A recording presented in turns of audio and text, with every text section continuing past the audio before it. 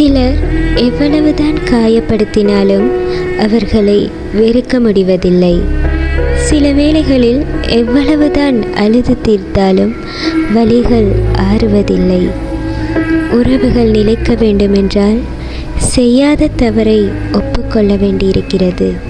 அந்த உறவு தொடர வேண்டுமென்றால் செய்யாத தவறுக்கு மன்னிப்பு கூட கேட்க வேண்டியிருக்கிறது.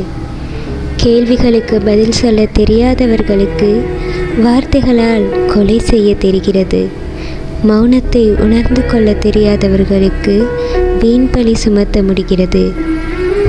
புரிந்து கொண்டால் கோபத்திற்கான நியாயம் தெரியும். புரியவில்லை என்றால் அன்பின் ஆழம் கூட தெரிவதில்லை.